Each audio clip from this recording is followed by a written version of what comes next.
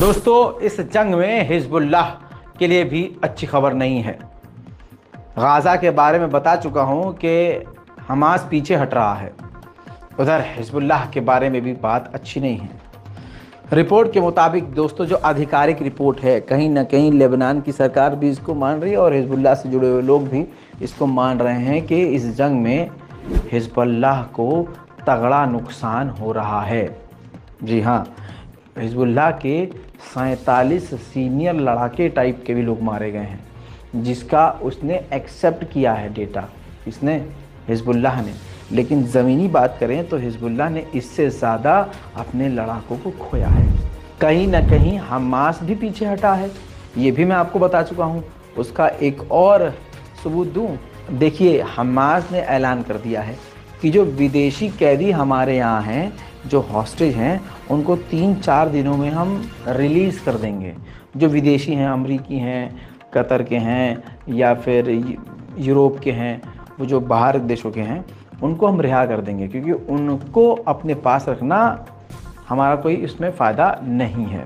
बहरहाल, जो हमास कल तक कह रहा था कि हम किसी को रिहा नहीं करेंगे, अब वो कह रहा है कि हम इन सबको, विदेशियों को रिहा कर देंगे बिना किसी शर्त के।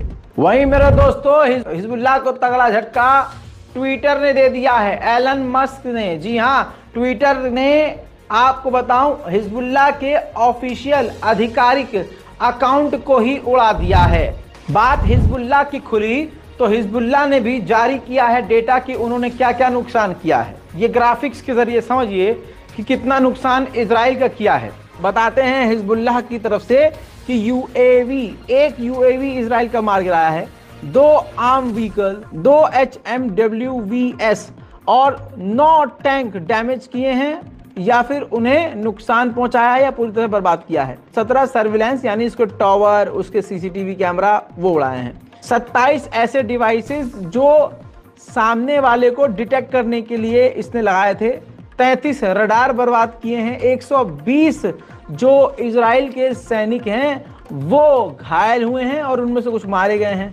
144 CCTV कैमरा जो बॉर्डर पर तैनात थे, उनको हमने बेकार कर दिया है।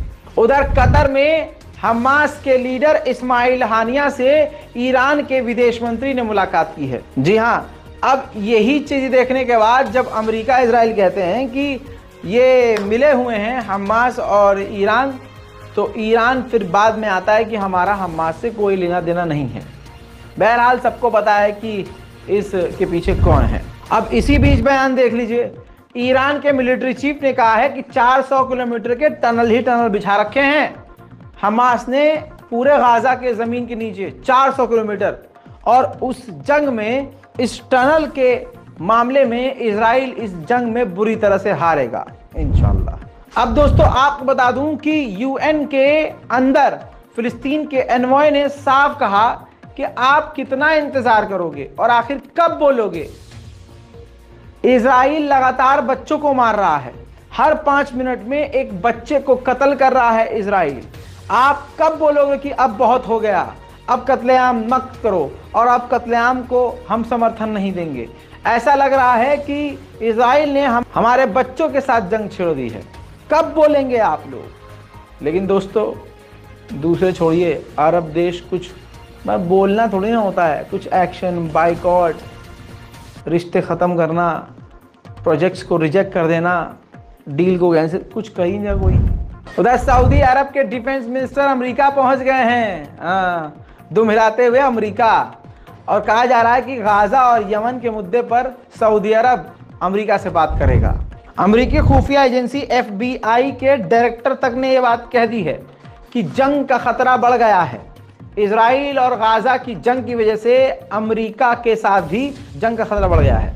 इसका मतलब यह है कि FBI के डायरेक्टर ये कह रहे हैं कि अमेरिका के अंदर भी हमले हो सकते हैं। उधर थाईलैंड के विदेश मंत्री जाएंगे कतर, उसके बाद जाएंगे इजिप्ट। वहां जाकर कोशिश करेंगे कि उनके 22 थाईलैंड के जो नागरिक हैं, जो हमास की कैद में, उनको रिहा करवाया जाए।